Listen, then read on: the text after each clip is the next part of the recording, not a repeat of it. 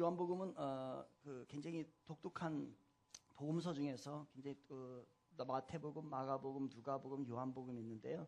마태, 마가, 누가는 그냥 공관복음이라고 얘기를 합니다. 하나의 관으로 통한다는 얘기죠. 그런데 같은 복음서이면서도 요한복음은 공관복음에 속하지 않습니다. 독특한 형태를 취하고 있는데 그 독특한 형태 중에서 하나가 바로 뭐냐면요. 이 요한복음이 예수님 자신에 대해서 이야기를 하는데 나는 어떠한 존재다라고 하는 것에 대해서 나오게 됩니다. 그래서 이거를 나는 누구누구다, 나는 무엇다라고 예수님이 이렇게 말씀하는데 우리가 에고이즘에 빠진다고 하죠. 에고라는 게 나라는 뜻이거든요. 그래서 에고, 에이미 이렇게 얘기를 합니다. 나는 무엇이다 라는 얘기를 이제 우리가 이제 다 볼 수는 없고요. 4시간에 걸쳐서 4개만 제가 선정을 해서 이 말씀을 나누려고 합니다. 우리가 지난주에는 나는 참 포도나무다 예수님이 이렇게 말씀하셨어요. 그러면 우리는 뭐냐 이게 우리는 거기에 붙어있는 가지가 되어야 된다는 거예요. 가지가 되어야 될 때에 많은 열매를 맺는데 그 가지가 그 포도나무에서 떨어져 나가게 되면은 그 다음부터는 아무런 의미가 없는 그냥 말라 죽게 되는 그러한 모습입니다. 그래서 지난주에는 우리가 예수님께 붙어있자라고 했어요. 예수님께 붙어있자. 오른손 들으세요. 예, 청경화 집사님 안 해가지고 이번 주 해야 돼. 예수님께 붙어있자. 시작. 예수님께 붙어있자. 예, 안 붙어있으니까 소리가 막 나고 그냥. 특히 여러분의 자녀들 있잖아요. 자녀들 요 말만 해주세요. 네 평생에 예수님께만 붙어 있어라. 그러면 100% 하나님께서 책임져 주십니다. 믿으면 아멘 합시다. 지난주에 우리 어떤 목사님이 저한테 얘기를 하는 거예요. 자기 자식이 서울대를 갔다는 거예요. 서울대학교. 궁금해서 어떻게 서울대 갔나? 그랬더니 서울대를 어떻게 갔냐면 자기네 교인이 아버지가 장로님인데 장로님이 서울대 나오고 부인이 권사님인데 이대를 나왔어요. 둘이를 결혼해가지고서 자식을 낳았는데 자식이 잘 됐겠죠. 그런데 이제 그 자식이 잘 됐는데 이제 어느 날 주일날 저녁에 됐는데 아이들이 교회에 와 있는 거예요. 그랬더니 그 장로님이 뭐라고 얘기냐면 애들 보고 얘야 주일날 됐는데 이제 오후가 됐는데 집에 가서 공부해야지들 교회에 있으면 어떡하냐 이 얘기하던 거예요. 누가? 장로님이. 그래가지고서 이 사모님이 거기서 충격을 받은 거예요. 마이크 조정하라고 이거 원고에 없는 거 지금 하는 거라니까 지금 설교. 네. 마이크를 지금 조정 좀 잘 하라고요. 이게 지금 원고에 없어요. 없는 거야 하니까 원고에 없다니까. 그래가지고서 그래가 요 2부 안 합니다. 여러분만 듣는 거예요. 그래가지고서 이 사모님이 충격을 받았어요. 충격을 받아가지고서 그래 우리 자식들은 믿음으로 잘 키우자. 그래서 하나님 앞에 기도한 거예요. 하나님 우리 아이들은 주일날 낮 예배 나오고 주일 저녁 예배 나오고 수요 예배 나오고 금요기도에 나와도 떨어지지 않게 해주세요. 그래가지고서 그렇게 기도했다니까요. 그리고 과외도 안 시키고 했어요. 그런데 나중에 이 자식이 어디 갔냐면 진짜 서울대에 간 거예요. 그리고 난 다음에 장로님과 그 권사님의 자녀들 어디를 갔을까요? 어디 갔을까요? 어디에? 여러분 같으면 그냥 떨어뜨리고 싶죠? 모르겠어요. 그런데 그 장로님하고 그 권사님은 지금 그 자식 때문에 고통을 많이 당하고 있다는 얘기예요. 여러분 믿어요? 이 사실을? 하나님 앞에 붙어있는 인생 되시기를 바랍니다. 그리고 자녀들이요 하나님 앞에 붙어있게 만들어요. 사탄은 자꾸 하나님으로부터 우리를 떨어뜨리고 자녀를 하나님으로부터 떨어뜨리려고 하는 거예요. 오늘 2번째 시간입니다. 오늘 2번째 시간 나는 누구이다 라고 했는데 나는 예수님께서 이렇게 말씀하셨어요. 길이요 진리요 생명이다. 특별히 오늘은 길에 대한 이야기를 합니다. 길. 나는 길이라는 거예요. 길. 그래서 오늘은 나는 길이다라고 하는 얘기를 할 건데 오늘 그래서 길 사이다입니다. 그러니까 우리가 주님과 우리의 사이는 길 사이예요. 여러분 테크노밸리 여기에서요. 저기 세종시 이제 세종시를 많이 가는데 세종시를 갈 수 있는 방법이 여러 가지입니다. 여러분은 어떤 길을 세종을 가면 어떤 길을 선택하십니까? 이 BRT 도로를 통해서 가는 것이 있고 그리고 고속도로를 통해서 가는 길이 있고 이쪽에 있는 유리고속도로 저는 어느 길을 좋아하냐면 송강 넘어서 달전리로 해가지고서 대평리로 가는 길을 굉장히 좋아합니다. 전 드라이브 코스인데 거기를 이렇게 가는 길이 있습니다. 여러 가지 길이 있어요. 여러 가지 길이 있는데 그 길을 통하여서 가면은 세종에 이르게 됩니다. 맞지요? 세종에 이르는 길은 여러 가지입니다. 이 방법으로 종교의 구원 방법을 해석하는 사람들이 많이 생겼습니다. 즉 구원에 이르는 길은 여러 길이 있다 이거예요. 여러 길이 있는데 나중에 올라가서 보게 되면은 그 구원의 길은 동일하다라고서 이야기를 하는 겁니다. 우리는 이것을 종교다원주의라고 얘기합니다. 종교다원주의를 믿는 사람들은 가는 길은 다를 뿐이지 가보면 정상은 도착점은 똑같다라고서 이야기합니다. 가는 길은 다르지만은 목적지는 똑같이 이른다고 이 이론을 가지고 여기에 대입을 시켜서 이야기합니다. 세종에 이르는 이론은 맞지만 이것을 잘못 사용하게 되면 잘못된 이론으로 인하여서 잘못된 결과를 가져올 수 있습니다. 가는 길이 다를 뿐 그 목적지가 똑같다라고 하는 종교다원주의, 그래서 그 목적지를 영어권에서는 파라다이스 유토피아라고서 이야기를 합니다. 이거를 중국 사람들은 무릉도원이라고 이야기를 합니다. 지금 올림픽이 열리고 있는 남미에서는 이것을 어디라고 하냐면 엘도라도라고 얘기를 합니다. 그리고 티베트에서는 이것을 샹그릴라라고서 이야기를 합니다. 불교에서는 이것을 뭐라고 얘기하냐면 극락 정토에 이른다라고 얘기를 합니다. 우리말로 표현하면 우리는 뭐예요? 우리는 천국에 이른다라고서 이야기합니다. 그러니까 사람들은 가는 방법은 여러 가지가 있기 때문에 아무 종교를 다녀도 되고 아무 종교를 이르러도 되는데 나중에 도착점은 다 천국의 구원을 받게 된다라고 하는 그러한 사상이 오늘날 많이 팽배해 있습니다. 그래서 이것은 또 우리에게 혼합주의를 가져다 줍니다.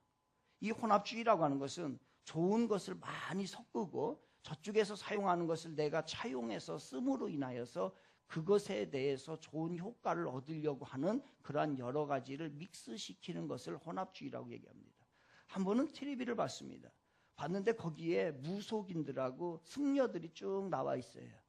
그런데 거기에서 무속인들이 무당들이 여러 명 나와 있는데 각각 다른 무당들입니다.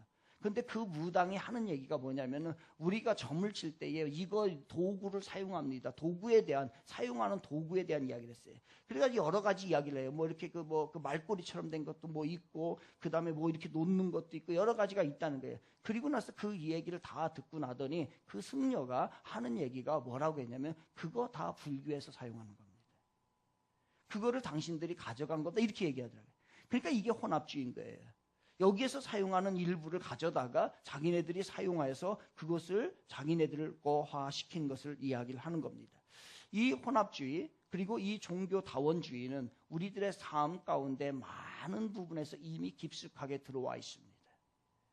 진리는 하나여야 되는데 이제는 진리가 하나가 아니라는 얘기입니다. 다 원이라는 겁니다. 으뜸이 되는 게 많다는 얘기예요. 그러니 내 것을 고집하는 것은 편협한 생각이라고 이야기를 합니다. 이러한 현상들은 오늘날 우리들의 삶 가운데 많이 들어가 있는데 특히 남자와 여자가 결혼하는 것이 전통적인 개념이었습니다. 그런데 이제는 그 개념을 고수하는 것, 바로 일원화시키는 것은 이제 편협한 아주 이기적인 모습이라고 사람들은 이야기를 합니다. 그래서 요즘은 남자와 남자가 결혼을 할 수 있습니다. 여자와 여자가 결혼할 수 있습니다. 심지어 여러분 여자가 개와 결혼식을 한 경우 여러분 봤지요? 남자가요 뭐와 결혼을 하게 되냐면요 이쁜 인형과 결혼을 합니다. 실질적으로 남자가 인형과 결혼식을 치르게 됩니다. 그러니 사람이 짐승과 사람이 물건과 결혼을 하고 그것이 성사가 되는 이 세상이 바로 오늘날 우리들이 살아가고 있는 세상입니다. 그러니까 하나의 진리, 그동안에 우리가 생각했던 그 하나의 진리라고 했던 것이 이제는 무너지게 되고 다원화되었고 혼합화되어 있는 이 상황입니다. 그렇다면 이런 다원화되어 있는 상황에서 그리고 혼합화되어 있는 이 시점에서 우리들은 어떻게 그 구원관을 정립을 해야 할까요? 여러분의 신앙관은 어떠한 신앙관을 가지고 우리가 살아야 될까요? 아마 10 중에서 9이 이제 이러한 다원주의적, 혼합주의적 형태를 띠고 있는 이 세상에서 여러분은 어떠한 견해를 가지고 구원관을 정립을 하시겠습니까? 그리고 여러분은 여러분의 자녀들에게 어떻게 예수를 믿고 어떻게 종교 생활을 하며 어떻게 교회 생활을 하라고 이야기를 할 수 있을까요? PPT가 있나요? 오늘 그 전 겁니다. 그 전 거. 1번 거. 맨 위에 거.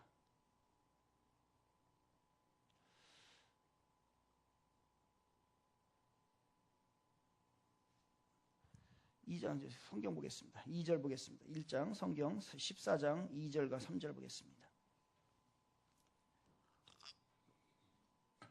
2절 3절 내 아버지의 집에 거할 곳이 많도다. 그렇지 않으면 너희에게 일렀으리라. 내가 너희를 위하여 거처를 예비하러 가노니 가서 너희를 위하여 거처를 예비하면 내가 다시 와서 너희를 내게로 영접하여 나 있는 곳에 너희도 있게 하리라. 이렇게 얘기합니다. 예수님께서 떠나신다는 얘기를 듣고서 제자들이 1절에 보게 되면 14장 1절에 보면 근심을 했다고 했어요. 왜냐하면 떠난다니까, 선생님이 떠난다니까 근심이 됩니다. 그때 이제 예수님께서 이렇게 말씀하시는 거예요. 걱정하지 마라. 왜 걱정하지 말라는 거예요? 내가 떠나는 것이 영원히 떠나는 것이 아니라 이제 내가 다시 이 땅에 다시 와서 너희를 데려갈 테니까, 좋은 곳으로 너희들 데려갈 테니까 조금만 참아라 라고 얘기하십니다. 바로 이게 우리 주님이 우리들과 약속하신 것입니다. 예수님께서는 타임 스케줄이 있습니다. 바로 예수님께서 십자가에 돌아가시고 그리고 이제 부활하시고 승천하시고 여기까지는 다 끝났어. 이미 이 타임 스케줄은 끝나버렸어요. 근데 이제 남아있는 하나가 남아있습니다. 그것은 뭐냐면 예수님께서 이 땅에 다시 오신다는 거예요. 그 약속을 하시는 거예요. 오셔서 오는 목적이 뭐냐면 오는 목적이 와서 너희들 이 땅에서 눈물과 한숨과 고통과 여러 가지 힘든 상황에 살던 이 세상에서 자유함을 얻게 하는 새로운 세상으로 너희를 데려가겠다라고 말씀합니다. 이게 예수님의 약속인 것이에요. 이제 이거 하나 남았어요. 예수님 십자가 사건은 이미 끝났습니다. 부활의 사건 끝났습니다. 그리고 예수님이 승천하셨어요. 이제 남아있는 하나의 사건, 바로 예수님이 오기만을 기다리는 사건입니다. 그 기다림인데 바로 그 기다림 가운데 우리가 바로 그 기다림의 초청을 받고 있다는 거예요. 누가요? 어떠한 사람들을 예수님께서는 초청을 하셨을까요? 그 재림의 자리에 어떤 사람들을 초청하셨을까요? 그것을 요한복음 3장 16절에서 말합니다. 요한복음 3장 16절 아까 있었어요. 한번 봅시다. 요한복음 3장 16절. 네, 우리 같이 읽겠습니다. 시작.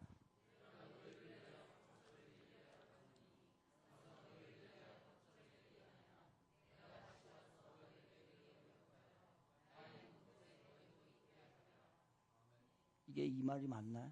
요한복음 3장 16절이 이거지. 감사해요. 예, 감사해요. 이거 읽으나 저거 읽으나 막 따라오니까 얼마나 감사한 일이에요. 더워서 그래, 더워서. 그죠? 더워서. 가겠습니다. 하나님이 시작.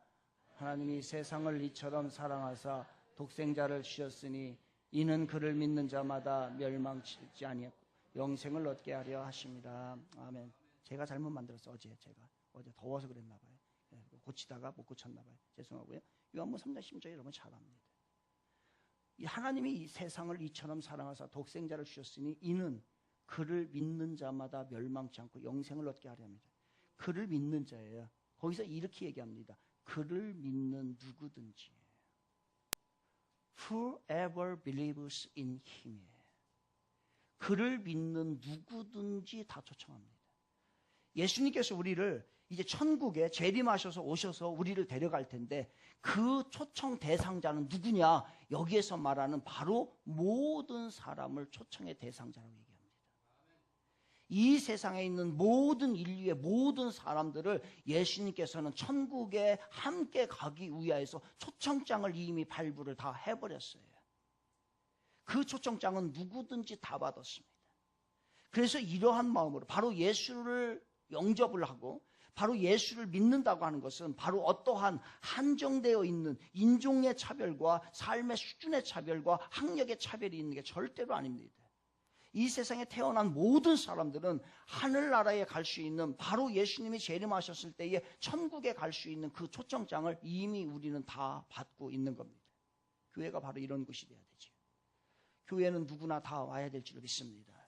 나의 수준에 나의 영향권에 있는 그런 사람들만 오는 것이 아니라 누구든지 다 와서 구원의 초청장을 받는 곳이 바로 교회인 것입니다. 우리 청지교회가 이런 교회 되길 바랍니다. 누구나 다 올 수 있는. 그런데 누구나 다 초청을 받은 얘기를 예수님께서는 여러 번 하시거든요. 여러 번 하시는데 그 초청을 받았으면 그 초청받은 잔치에 가야 될 길을 알아야지. 초청장을 받았는데 내가 여기를 어떻게 가지? 그 이야기를 하고 있는 겁니다. 다음 절 한번 보겠습니다. 우리 다음 절 한번 보겠습니다. 6절입니다. 6절. 14장 6절 우리 같이 함께 읽겠습니다. 시작. 예수께서 이르시되 내가 곧 길이요 진리요 생명이니 나로 말미암지 않고는 아버지께로 올 자가 없느니라. 아멘. 그런데 예수님께서 모든 사람을 다 초청해 놓고 이 말씀을 하십니다. 바로 내가 곧 길이요 진리요 생명이니 나로 말미암지 않고는 아버지께로 갈 자가 없다는 겁니다. 오직 예수님이 우리의 구원자이심을 믿으시기를 바랍니다. 여러 구원자 중에 한 분이 예수님이 아니라는 거예요. 종교 다원주의처럼. 여러 종교가 있는데 그 중에 구원을 얻을 수 있는 여러 종교 중에 하나가 바로 기독교가 아니라는 겁니다. 바로 우리에게 영생을 주시고 구원을 주신 유일하신 분은 누구예요? 예수 그리스도 한 분이심을 믿으시길 바랍니다. 이것이 바로 예수님께서 우리에게 말씀하신 것이에요. 모든 사람을 다 초청을 했어요. 그런데 그 갈 수 있는 길은 사람들이 말하는 이 길 저 길이 있는 것이 아니라 이 종교 저기가 다 똑같은 것이 아니라 바로 예수 그리스도를 통해서만이 거기에 이를 수 있다라고 얘기합니다. 내가 곧 길이요 진리요 생명이니 나로 말미암지 않고는 아버지께로 갈 자가 없느니라. 우리는 모든 사람들 다 초청을 받았습니다. 그러나 그 초청받은 그 잔치에 들어갈 수 있는 길은 예수 그리스도밖에 없습니다. 이렇게 다른 사람들에게 얘기하면 다른 사람 뭐라고 얘기하려나요? 여러분, 모든 사람은 다 초청을 받았습니다. 그런데 그 길을 갈 수 있는 사람은 바로 예수 그리스도만을 통해서만 가능합니다라고 여러분이 다른 사람들에게 전도할 때 이렇게 얘기하면 다른 사람들은 뭐라고 얘기를 하려나요? 뻔하지요. 좋은 소리 안 나오죠. 개뿔. 어떻게 예수님만이? 이게 우리의 고민이에요. 여기까지는 우리가 다 알고 있어요. 제가 오늘 이거 얘기하려고 하는 거 아니에요.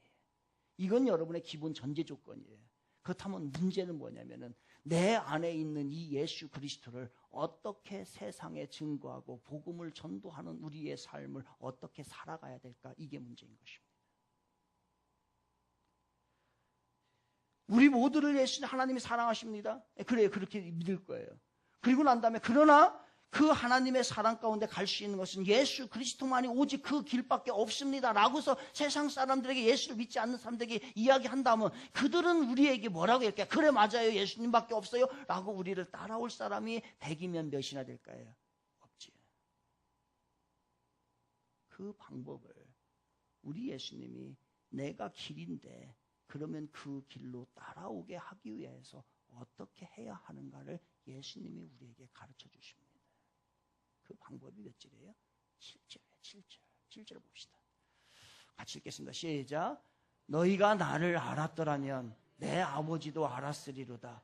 이제부터는 더 그를 알았고 또 보았느니라. 아멘. 예수님이 이렇게 말씀해요. 이 세상에 하나님을 본 사람은 아무도 없습니다. 저도 못 봤어요. 그 당시에 있었던 사람들도 하나님의 존재는 알지만 하나님을 본 사람은 아무도 없어요. 그래서 예수님께서 말씀하시는 거예요. 그 하나님을 알 수 있는 방법이 뭐라는 얘기예요? 바로 예수, 나를 알면 하나님을 알 수 있다는 거예요. 내가 한 말을 믿으면 그 말 속에 하나님을 만날 수 있다는 거예요. 그 예수 그리스도를 보게 되면은 바로 이 하나님을, 우리가 그렇게 원하는 하나님도 볼 수 있다는 것이 예수 그리스도가 우리를 통해서 제시하시는 전도 방법인 것입니다. 하나님 세상 사람들에게 예수만이 구원의 길이고 하나님이 당신을 사랑합니다 라고 얘기하면 그들이 믿으려나? 안 믿어요. 오늘 교회 갑시다. 이 더운 날씨에 어떻게 교회를 옵니까? 기적입니다. 여러분은 기적을 지금 창출하고 계십니다. 예수 안 믿는 사람이 이 무더위에 교회 이 따분한 곳에 가가지고서 설교를 듣고 찬양을 하고 아무것도 찬양을 알지도 못하는 것을 이 자리에 와서 듣는다? 이것은 불가능한 일이에요. 그런데 우리는 가능하게 이 자리에 와 있다는 거예요. 어떻게? 그리고 우리는 어떻게 살아야 될까? 이 세상에서는 예수를 많은 사람들이 모릅니다. 그들에게 이 예수님에 대해서 어떻게 우리가 증거해야 될까요? 예수님은 그렇게 말합니다. 하나님을 알기 위해서는 예수 믿는 사람, 예수 나를 통해서는 하나님을 알지 못한다 얘기합니다. 그래서 우리는 우리의 삶을 통하여서, 우리들의 전도를 통하여서 예수 그리스도를 우리가 전해야 될 줄로 믿습니다. 전하지 않으면 안 돼요. 그런데 우리는 예수님을 믿는 사람들 중에 예수님을 전하고 예수님의 그 모습을 보여줘야 되는데 간첩과 같은 사람이 있어요. 간첩 뭐예요? 스파이. 비밀 첩보원 같은 사람이 우리 안에 있습니다. 그 사람이 예수 믿는 줄을 10년이 지났는데 나도 몰랐어요.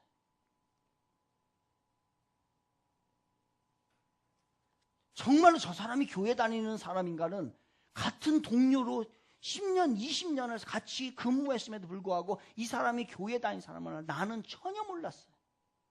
스파이.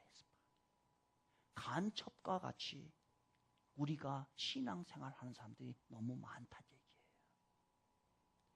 이러니까 우리들의 모습을 통하여서, 우리들의 말을 통해서, 우리들의 그 신앙생활을 통하여서 그들에게 예수님을 보여줄 수 있는 기회가 한 번도 없었던 거예요. 교회 다니냐고 물어보면 아무 얘기 안 해. 교회 다니는 줄을 누구도 모르는 거예요. 간첩과 같이 예수를 믿는 사람들이 있다는 얘기예요. 또 이 반대의 사람이 있어요. 어떤 사람은 만나기만 하면은 상대방이 듣기도 싫은데 계속 교회 얘기하고 계속 예수 얘기하고 계속해서 종교 이야기를 하는 사람이 있어요. 이것도 굉장히 위험합니다, 여러분.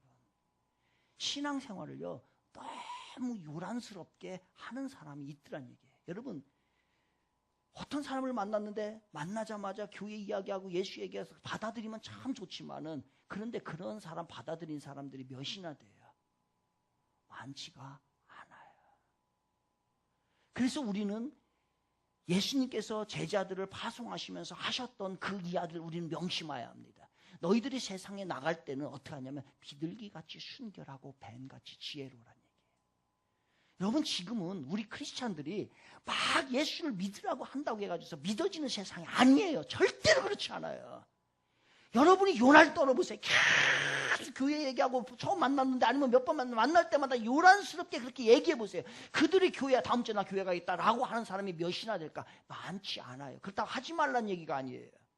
뭐가 부족하다는 거예요? 지혜가 부족할 수 있다는 얘기예요. 결국은 그렇게 하다가 우리들이, 저도 처음엔 그래봤어요. 막 만난 사람마다 막 전해봤어요. 그랬더니 나중에 결국은 어떤 일이 벌어지면 싸움이 일어나요. 종교 논쟁으로 그 일이 끝나는데, 종교 논쟁이 시작이 되면 상대방이 그걸 받아들일 것 같은데 전혀 받아들이지 않습니다. 또 하나는요, 이 예수를 증거하는데 과격하게 증거하는 사람들이 있어요. 사진을 하나 봅시다.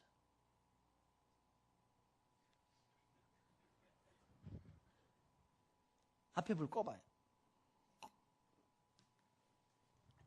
이 사람이 지금 예수를 믿으라고 하는 거예요. 예수를 믿으라고 예수 천당, 천국, 불신, 지옥이라고 썼는데 모습이 저게 그 군복을 입고서 총을 들고서 하는 거예요. 저렇게 해서 예수를 믿을 수 있는 사람이 있을까요, 없을까요?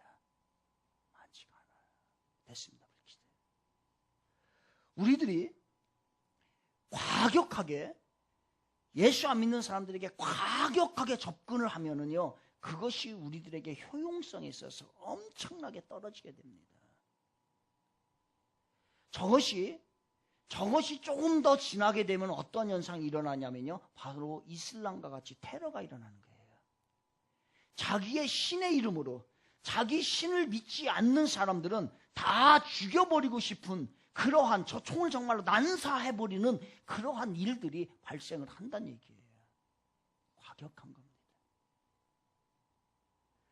간첩과 같이, 스파이가 같이 아무 이야기하는 것도, 아무 이야기들지 안 하는 것도 문제예요. 또한 여러분이 너무 요란스럽게 예수를 증거하는 것도 문제예요. 또한 물리적인 힘을 가해서 과격하게 예수를 증거하는 것도 문제예요. 그러면 우리는 어떻게 예수 그리스도가 길이라고 하는 것을 우리가 세상 사람들에게 알려줄 수 있을까요?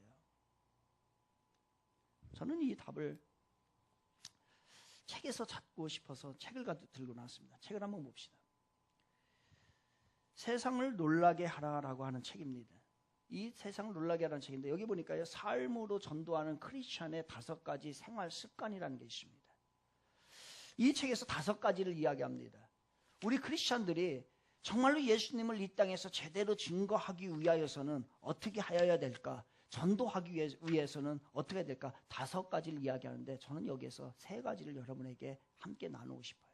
여기서 첫 번째, 이 책에서 우리가 정말로 예수님의 방법처럼, 아까 말한 나를 알면 하나님을 아는 것처럼 우리가 어떻게 이 땅에서 삶을 통하여서 우리들이 그 예수 그리스도를 증거할 수 있을까? 첫 번째 이야기는 이겁니다. 첫 번째는요, 축복하기라는 거예요.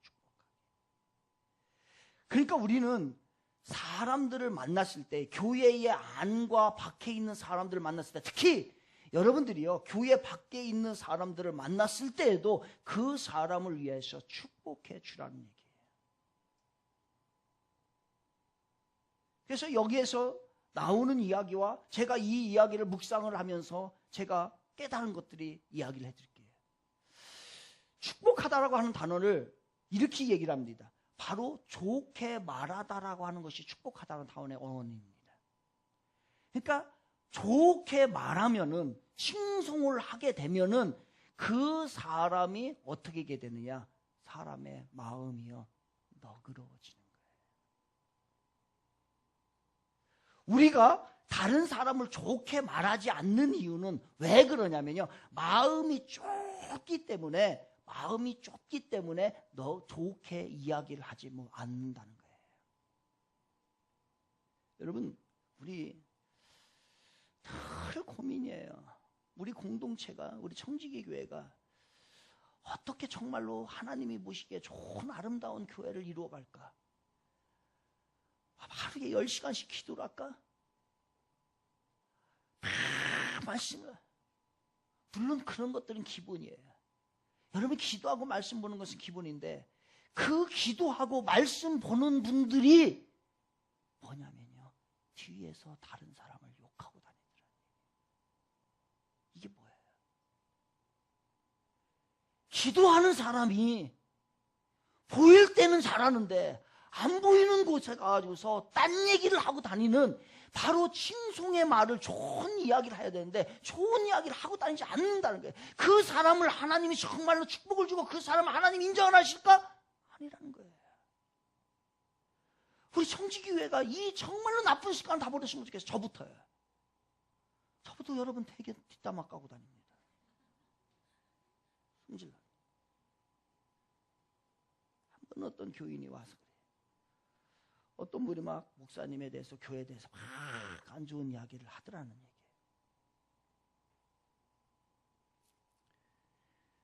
전에 같았으면 막 승질, 누구였든 승질 났지. 좋은 얘기를 한다는 것은 마음이 너그러진다는 얘기죠. 좋은 얘기를 못 한다는 것은 다른 얘기는 뭐냐면요, 마음이 좁다는 얘기예요. 그래서 제가 이렇게 얘기했어요. 들었어요. 계속 하는. 그래서 제가 물어보려고 했어요. 저에 대해서 뭔 얘기를 합니까? 라고 물어보려고 하다가 그건 안 물어봤어요. 들어보나 마나 뻔하니까 내가 나 자신을 잘 알거든요. 그리고 우리 교회의 문제점. 그래서 제가 이렇게 얘기했어요. 그거 다 맞습니다. 저 못된 놈인 거예요. 저희 엄마부터 시작해가지고서 우리 다 알아요. 우리 교인들도 제가 그렇게 잘난 목사가 아니라는 거 우리 교인들 다 알아요. 우리 교회 펄펙합니까? 우리 교회 아무 문제 없어요? 문제 투성이에요. 우리 교회. 여러분 몰라서 그렇지. 우리 교회 문제 투성이에요. 맞습니다. 저에게도 문제 있고 우리 교회도 문제 있어요. 그러나 그 문제를 놓고서 우리 기도하면 어떨까요?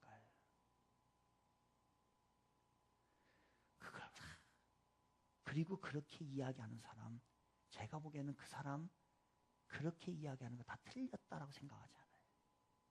맞아요. 목사 잘못됐으니까 가서 얘기했겠지. 교회 잘못됐으니까 가서 얘기했겠지. 그러나 그러한 면만 있는 게 아니잖아요. 좋은 것도 있고, 그러면 좋은 얘기를 하면은 나에게 마음이 넓어지고, 그리고 내가 더 하나님의 축복을 받고 하나님의 사람으로 쓰임을 받을 텐데 우리는 그렇게 하지 못해요. 왜 그러냐? 결국은 보니까 마음이 좁은 거예요. 저를 비롯해서 마음이 좁으니까 뭐예요? 다른 사람의 안 좋은 얘기만 하는 거예요. 마음이 넓은 사람은 그거 다 알아요. 알매도 불구하고 그것을 너그럽게 인정을 해주고 포괄적인 마음으로 나아간다는 거예요. 바로 이게 축복한다는 것이 그렇습니다. 축복은 왜 해야 되느냐? 내가 이 사람을 축복하잖아요. 축복한다는 것은 내가 이 사람을 축복을 하게 되면은 내 마음이, 내 자신이, 나의 인격이 넓어지는 거예요. 다른 얘기로 할까요? 우리의 마음이 좁고 우리의 인격이 좀 부족하기 때문에 맨 안 좋은 이야기만 하고 다니는 거라는 얘기예요. 여러분의 마음이, 여러분의 인격이, 여러분의 삶이 좀 좁고 편협하다고 한다면 이제 다른 사람을 축복하시기를 바랍니다. 안 떨어져요. 정말로 입에서 떨어지지 않아요. 하기 싫어. 그건 뭐예요? 내가 계속 좁아지고 있다는 얘기예요. 넓히시기 바랍니다. 입이 안 떨어져도 우리 예수의 이름으로 축복을 합시다. 예수의 이름으로 우리 교회 안에 있는 사람 축복하고요. 예수의 이름으로 교회 밖에 있는 사람 우리 축복합시다. 동성연애자들, 이슬람들, 다른 다종교회들, 못된 사람들, 그래요. 그들 못됐어요. 그렇게 하면 안 돼요. 그럼에도 불구하고 하나님의 자리에 돌아올 수 있도록 우리가 예수의 이름으로 그들을 포용하고 그들이 돌아와서 변화될 수 있도록 하고 그들을 위해서 축복하는 삶이 되시기를 바랍니다. 이게 바로 우리들의 삶을 통하여서 전도하는 첫 번째라는 얘기예요. 짝져요, 짝져. 둘씩 짝져요. 짝져가지고서 축복합니다. 시작. 안 나오죠, 지금. 얘 안 나오지. 나오려고 하는데 안 나오지. 인격이 좁아서 그래, 지금. 막 하고 싶은, 아니, 저 사람 축복받으면 안 되는데. 내가 축복받아. 기죠? 그렇게 하고 싶어. 그런데 이 저자는 축복하다를 또 다른 의미를 이렇게 얘기해요. 축복하다는 다른 사람의 팔에 힘을 보태준다라고 하는 뜻이 있다는 거예요. 그러니까 내가 이 사람을 축복을 하게 되면요. 이 사람이 가지고 있던 지금 이 팔에 무언가 무거운 걸 다 들고 있는데 이것을 가볍게 해주는 게 축복의 칭찬의 한마디라는 거예요. 그러니 우리들이 정말로 상대방이 남 모르게 알지 못하고 우리 다 모르잖아요. 서로 다 모르죠. 그 사람이 가지고 있는 그 고통, 그 짐 어떻게 내려놔요? 그것을 우리들이 할 수 있는 것은 그 사람을 위한 축복의 한마디, 격려의 한마디, 칭찬의 한마디가 그 사람이 가지고 있는 그 짐을 내려놓을 수 있는 계기가 된다는 거예요. 마크 트웨인이라는 사람은 이렇게 얘기했어요. 나는 칭찬 하나로 2달간 생존할 수 있다. 칭찬 한마디가요, 2달을 생존하게 만든다는 거예요. 그러니 우리가 이 옆 사람을 칭찬하는 것은요, 바로 옆 사람이 지고 있는, 우리 주위에 있는 사람들이 지고 있는 그 무거운 짐을 내려놓게 하는 그러한 계기가 된다는 거예요.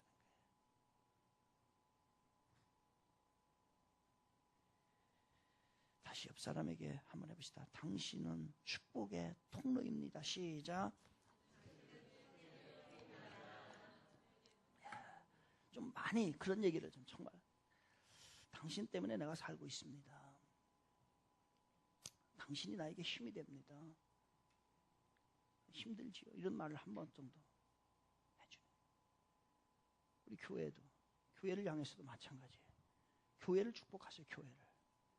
교회를 축복하면 그 축복이 여러분에게 임해요. 우리 청지기 교회가, 우리 청지기 교회에 저는 100% 확신합니다. 우리 청지기 교회의 교인의 자녀들은 다 잘 될 줄 믿습니다. 그것 때문에 목회하는 거예요. 저요. 다음 세대를 건다는 건 그거예요. 바로 여러분보다 여러분의 다음 세대가 더 잘 되고 하나님의 믿음의 일꾼으로 세워지고. 옆 사람과 다시 한번 축복하세요. 당신의 자녀는 하나님의 축복을 받을 것입니다. 시작. 그렇게 하세요. 맞습니다.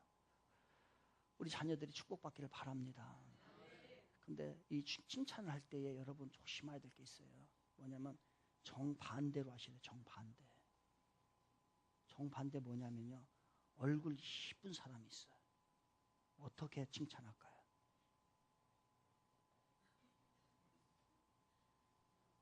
네? 얼굴 이쁜 사람이 있다는 얘기예요. 그 사람은요, 당신 너무너무 아름답습니다, 미모가 뛰어납니다 라고 하면 감흥을 받을까요, 안 받을까요? 안 받아요. 그 사람에게는 어떻게 칭찬해야 되느냐? 그 사람에게는, 얼굴이 이쁜 사람은 얼굴 칭찬을 하면 안 돼요.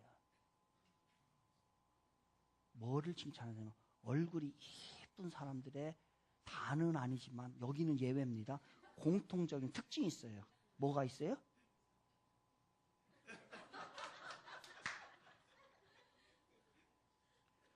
얼굴이, 하나님은 공평하게 만드셨다니까요. 얼굴이 예쁜 사람은 요게 조금 문제가 있을 수 있어요. 머리 좋은 여자 있잖아요. 죄송합니다. 여자를 일단은 이제 뒤에 이제 설명을 해야 되니까, 머리 좋은 여자 치고 요게 좋은 사람은 거의 있어요, 없어요? 없어요. 그래서 칭찬을 어떻게 해야 되냐? 이쁜 여자에게는 뭐라고 칭찬하면 그 사람이 감동을 받냐면, 당신 참 지혜롭습니다 라고 하면 감동.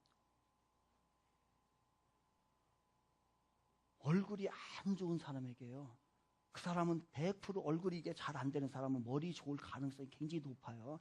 그 사람에게 아우 똑똑합니다, 안 돼요. 예를 들어 가지고서 저한테 아우 목사님 잘생겼습니다 라고 하면 제가 감동을 받을 것 같아, 안 받을 것 같아? 늘 듣는 얘기라 감동을 안 받아요. 저는 이 얘기를 하루에도 수없이 듣거든요. 저에게 아 목사님 설교를 잘하십니다 라고 하면은 제가 감동 받을 것 같아, 안 받을 것 같아요? 절대로 안 받아요. 그런 얘기 하지 마세요. 저에게는 뭐라고 얘기해야 되냐면은, 아 목사님 황금 비율입니다 이렇게 그렇게 해야 된다는 거야. 그래야 이게 칭찬과 축복의 말이, 그래야 상대방에게 녹아진다는 거예요. 이건 누구의 이론이냐? 성경의 이론은 아니에요. 이 이론은 카사노바의 이론이에요.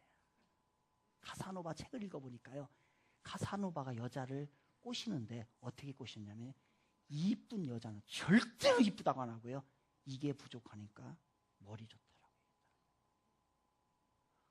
안 이쁜 여자는요, 머리 좋은 얘기하면 안 좋아한다는 얘기예요.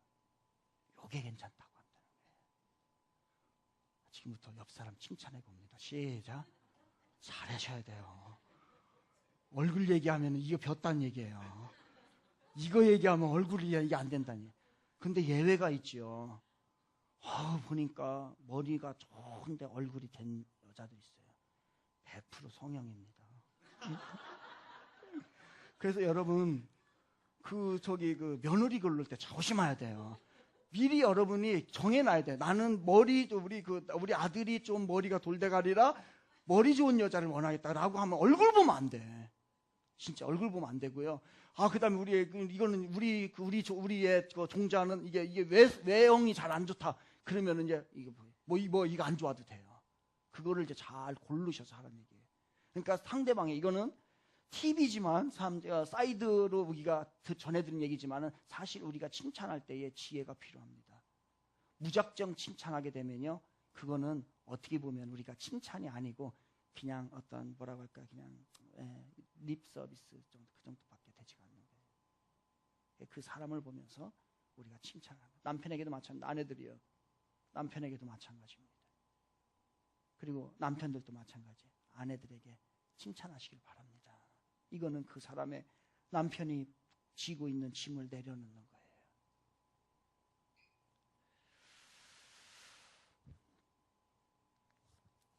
또 하나 축복하고요. 두 번째는요, 식사하기란 식사하기.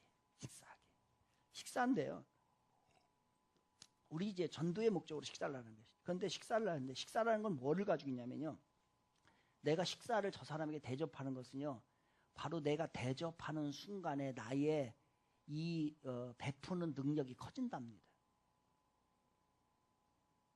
그러니까 여러분이 다른 사람에게 같이 식사를 할 때에 자꾸 대접하는 게 좋다는 얘기예요. 대접하는 건 뭐냐면 여러분이 자꾸 대접을 하게 되면은 어떻게 된다는 거예요? 여러분이 베푸는 능력을 하나님께서 크게 만들어준다는 거예요. 근데 늘 얻어먹는 사람이 있죠. 미안합니다. 얻어먹는 게 아니라 대접 받기만 하는 사람들. 그런 사람들은 뭐냐면 베푸는 능력이 작은 거예요. 용량이 작은 거예요. 작은 거. 그래서 이 작기 때문에 어떻게 하느냐, 바로 베풀 줄을, 대접할 줄을 모르는 거예요. 여러분 생각해 보세요.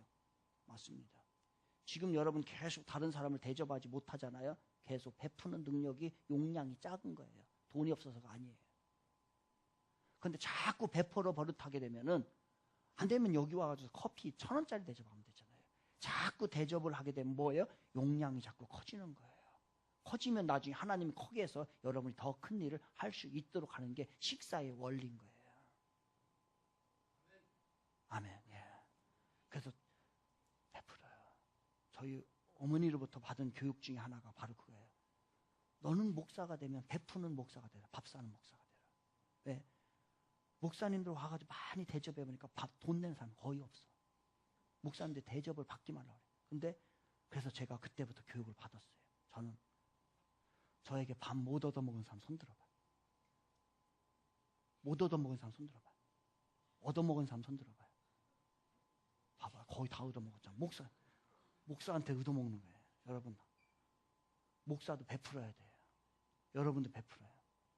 아멘? 장로님한테 밥 못 얻어먹은 사람 손 들어봐요. 수북하네. 장로 베풀어요. 다 밥 사요.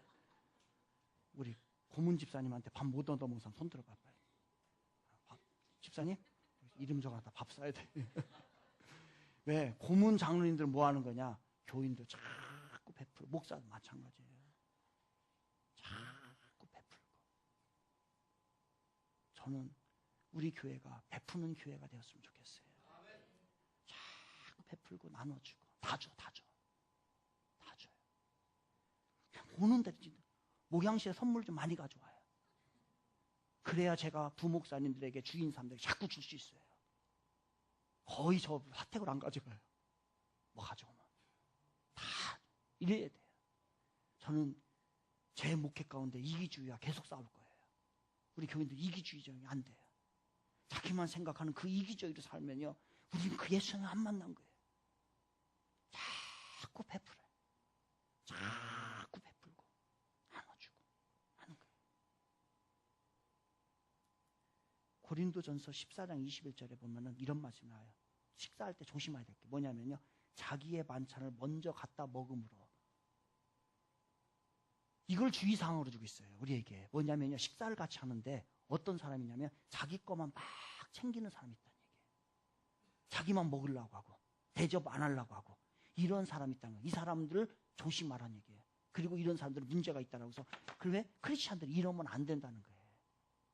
우리가 식사를 할 때에 자기 위주로 식사를 하려고 하는 거예요. 식당 선정도 자기 위주로 하고 그리고 밥 먹는 메뉴도 그렇고 그 다음에 하는 모든 행동들을 자기 위주로 하는 사람이 있어요. 이거 절대로 전도에 도움이 안 됩니다. 제가 주민이랑 제 아내랑 식당을 갔어요. 식당을 갔는데 제가 식당을 가기 전에 주빈이한테 이렇게 얘기했어요. 주빈아, 네가 먹고 싶은 거 뭐 골라 먹어. 그래서 갔어요. 갔는데 딱 보니까 뭐가 보이냐면 팥죽이 보여. 팥죽집이. 그래가지고서 야 들어가자. 주빈이는 제가 그랬잖아요. 네가 먹고 싶은 거 골라.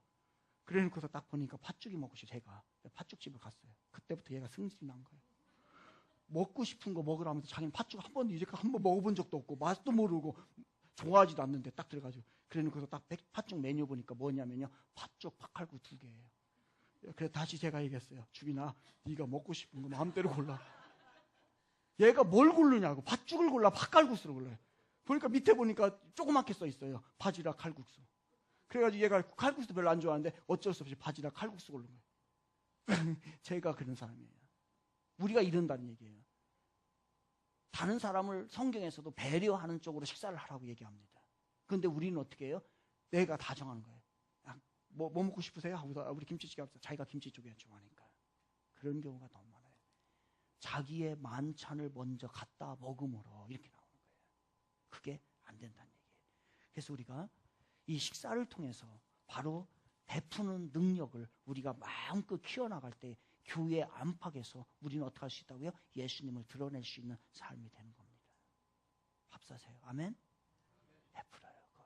안 되면 차라도 한 잔 대접할 수 있는 넉넉한 마음들. 서로 간에 이런 거는 우리 좋은 문화 있잖아요. 서로 간에 밥 내려고 하는 거. 그런 건 참 어떤 때 보기에는 보기가 너무 좋아요. 마지막 하나 더 얘기합니다. 하나 더 얘기하면요. 바로 리슨이에요. 리슨. 들으란 얘기예요. 그리스도인들이요. 결국은 뭐냐? 우리가 영적으로 강해지지 않으면요. 바로 전도의 삶이 되지가 않는다는 겁니다. 하나님의 음성을 들으시길 바랍니다. 성령이 하는 소리에 민감하시길 바랍니다. 바로 리슨하지 않으면 안 돼요. 자꾸 우리 기도하는데 그리스도인들이 말이 많은 이유가 기도를 너무 많이 해서 그래요. 다른 데 가도 교회 다니는 사람들 말 많아. 왜 말이 많아요? 기도를 계속 하나님 앞에 달라고 처음부터 끝까지 달라는 얘기 계속 하다 보니까 기도 많이 하는 사람이 교회 잘 다니는 사람이 말이 많아가지고 세상 사람이 더 싫어합니다. 그러지 마요. 기름 부음이 뭔가를 체험하시길 바랍니다. 성령의 점유당해봐요.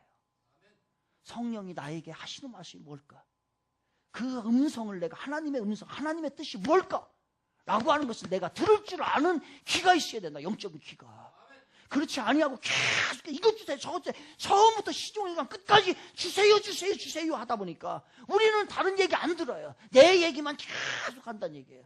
그러니 그것이 습관이 되다 보니까 세상 나가서도 사람들과 이야기하면 내 얘기만 계속 하는 거예요. 듣지도 않는 얘기를 하는 거예요. 안 돼요. 우리 리스트나이션 하나님이 오늘 나에게 주시는 말씀이 뭘까? 하나님이 나에게 어떻게 살기를 원할까? 나의 삶의 가치는 어디에다 둬야 될까? 이런 것들을 계속해서 이게 바로 세상을 놀라게 하라라고 하는 이 5가지 중에서 제가 3개라고 bless, eat, listen이에요. 2개는 중요하지 않아가지고 제가 가져오지는 않았습니다. 우리 정말로 삶으로 예수 그리스도가 길이요 진리요 생명이심을 우리의 삶의 전도로 우리가 나타내야 될 줄로 믿습니다. 보여줍시다. 그거 안 되면은요 우리는 우리 주님과의 관계가 그렇게 좋은 관계가 되는 관계가 아니에요. 토요일날 우리 목회자 회의했던 내용을 가지고서 이야기하고 오늘 마치려고 합니다. 토요일날 우리 목회자 회의를 하는데 목회자 회의를 하다가 이 비전을 제 이 생각에 대한 얘기가 나왔어요. 그래가지고서 우리 목회자들이 지금 다 화가 나 있는 거예요. 아마 우리 성도님들도 그러한 모습이 있으리라고 생각하는데 왜 그러냐면요. 제 이 생각 카페를 이제 자율적으로 하다 보니까 이 1,000원을 넣고서 한 4잔, 5잔을 이렇게 리필하는 사람들이 많이 생긴 거예요. 근데 이 투샷을 넣으면 2,000원이라고 했죠. 근데 그 투샷을 이 4번 하면은 8,000원인데 1,000원 넣고 8,000원을 가져가는 사람이 있어요. 그러니까 그걸 한번 번 거예요. 그러니까 승질이 나는 거지. 얘기도 못하고. 또 자기는 또 우아하게 먹는다고 하면서 거기 위에 있는 컵 있잖아요. 그 유리로 된 컵을 사용한 거예요. 그리고 난 다음에 그거는 이제 자율이기 때문에 갖다 이렇게 정리를 해놔야 되거든요. 그런데 그거를 자기는 먹고서 그냥 놓는 거예요. 그럼 누가 치우란 얘기예요? 결국 우리 교인들의 몫이 되는 거예요. 그런 걸 보니까 승질이 나는 거예요. 에어컨을 그냥 혼자 있어도 한 2명이 와서도 2개를 다 틀어놔요. 그것도 18도로 내려놓고 합니다. 우리는 맨날 점검하는 이유가 에어컨 때문에 점검을 하는 거예요. 그리고 고마움을 많이 표현하는 사람들이 많은데 그 중에는 고마운 것이 아니라 계속 요구사항, 이것 떼주세요, 저것 떼주세요, 이것 떼주세요, 이렇게 하는 사람들이 굉장히 많아요. 그다음에 어떤 사람들이 사탕을 이제 커피 먹다가 아니면 뭐 하면 이제 입이 뭐 하면은 쓰면은 사탕을 드시라고 사탕을 갖다 놓으면은 사탕이 많이 있으니까 그거를 그냥 호주머니에다 그냥 넣고 아니 가방에다 확 집어넣고 아니 어떤 사람 가방에다 쏟아붓는 사람도 있어요. 이런 걸 한번 보세요. 보니까 마음이 상한 거예요. 우리 목회자들이 그런 거예요. 어떤 사람은 이 원두컵이 있죠. 원두커피. 이 열면 뚜껑이 열리니까 원두커피를 덜어가는 거예요. 어떤 때는 이 그 돈 있죠. 돈. 이게 돈도 저거 이렇게 또 이렇게 어떻게 빼니까 빼지더라고. 위에서 이렇게 꼬챙이로 해가지고 돈을 이제 잃어버린 경우도 있어요. 누가 이제 이렇게 돈 뺏어간 거지. 돈통에. 그리고 여러 명이 와가지고서 좋은 자리를 점유하고서 커피는 하나도 안 마셔. 그리고 난 다음에 자기네들이 싸워 다 아주 소풍 나온 거예요. 그래가지고서 지금 자기는 이제 커피 안 좋아하는지 뭐 다른 차를 싸운다든가 무슨 이렇게 가져와가지고 아무튼 여러 가지 가져와가지고서 막 박차시거나 하면서 무슨 모임인지 뭔지 하는 사람들도 있어요. 이런 걸 보니까 우리 교인들이 우리 목회자들이 화가 나는 거예요. 그래서 어떠한 룰 좀 많이 정했으면 좋겠다고요 하는 거예요. 그래서 제가 얘기했어요. 우리 내려놓자. 우리가 이거를 통해 가지고서 이익을 남기려는 거 아니지 않습니까? 우리 아니에요. 절대로 아니에요. 이익 남기려고 하는 거 아니에요. 그리고 제 생각 이 카페에는 앞으로 별의별 사람들이 다 올 겁니다. 제가 이렇게 했어요. 밤에 술 먹고 와서 오바이트를 하고 가는 사람도 있을 겁니다. 있을 거예요. 앞으로는. 그건 누가 치워야 돼? 우리가 치워야 돼. 냄새를 풍겨서 한동안 우리가 소독을 해야 되는 그런 일들도 벌어질 수 있어요. 그러나 이곳에 와서 조금이라도 기쁨을 누리고 조금이라도 자기의 어떤 그 편안함을 느끼는 많은 사람들이 있다는 걸 생각을 하게 되면 우리는 그것을 제공해 줘야 합니다. 자꾸 우리가 이에 타산적으로 가게 되면 우리는 이것을 지속하지 못합니다.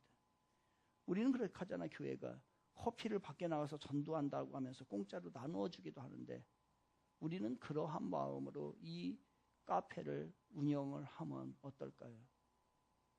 그러한 모습이 우리들에게 보이는 건 사실입니다. 그러나 그것에 자꾸 신경을 쓰게 되면은 우리는 마음이 상하게 되고 본연의 취지에 우리는 벗어나게 됩니다. 저기에서 수입 없습니다. 우리는 저곳에 많은 것을 투자를 합니다. 왜? 전도의 목적으로요. 그래서 우리는 앞으로도 줄 겁니다. 앞으로도 줄 거고 앞으로도 더 저분들이 와서 기쁨을 누리고 더 편안하게 할 수 있는 방법을 우리는 제공을 해줄 거예요. 그래서 우리 교인들에게 저는 그러고 싶습니다. 그것으로 인하여서 여러분 마음 아파하지 마시고 그것으로 인해서 불쾌하지 마세요. 우리 예수님은 우리를 위하여 생명까지 내어주신 분인데 그 1,000원짜리 커피 하나 대접 못하겠습니까? 그리고 그들이 이곳에 와서 조금이나마 위로를 받고 편안하고 기쁨을 누린다면 우리는 그 이상의 것이라도 저희는 하고 싶습니다. 그래서 저는 우리 교인들에게 이 말씀을 드리고 싶어요. 갈라디아서 6장 9절에 이런 말씀이 나옵니다. 우리가 선을 행하되 낙심하지 말지니 포기하지 아니하면 때가 이름에 거두리라. 저는 우리가 이 좋은 일을 해놓고 낙심되고 시험에 들고 그렇게 되지 않기를 바랍니다. 우리는 조금 더 큰 마음으로 진짜 이 지역을 섬기고 모든 사람들을 섬길 수 있는 그 넉넉한 마음이 우리 교인들에게 있기를 바랍니다. 하나 가지고 조그마한 거 가지고 우리가 지역적으로 생각을 하게 되면 우리는 교회는 큰 일을 하지 못하거든요. 우리의 할 일은 이게 아닙니다. 더 위대하고 더 큰 일 우리 하나님이 준비해 놓으셨습니다. 그곳에 가기 위하여서는 바로 우리는 베푸는 삶 그리고 예수님이 행하신 그 삶을 우리가 따라가야 합니다. 예수님께서는 내가 길이요 진리요 생명이니 나로 말미암지 않고는 아버지께로 올 자가 없다라고 말씀하실 때 이것을 그들에게 편협하고 오만한 자세로 강압적으로 그들에게 말씀하지 않으셨다는 거예요. 그들을 긍휼히 여기시는 마음으로, 그들을 진심으로 사랑하는 마음으로 그 마음을 가지고 그들에게 내가 길이라고 하는 것을 제시해 주었던 겁니다. 그래서 오늘 저는 여러분에게 다시 한번 부탁을 드리겠습니다. 오늘 저녁에 우리 자기경영 세미나 청년들이 한 30-40명 정도 와서 우리 교회에서 세미나를 개최합니다. 최선을 다해서 협조해 주시고요. 그리고 최선을 다해서 그들이 이 행사 정말로 편안했다, 그리고 좋았다라고 할 수 있도록 우리 교인들 도와주시길 바랍니다. 그래서 우리 교인들이 대접할 수 있는 거 다 열어서 대접을 하세요. 그리고 우리 교인들이 그것에 동참하는 그게 넉넉하게 너그러운 예수님과 같은 그러한 우리 교인들, 우리 청지기 교회가 되기를 주님의 이름으로 축원을 드리겠습니다.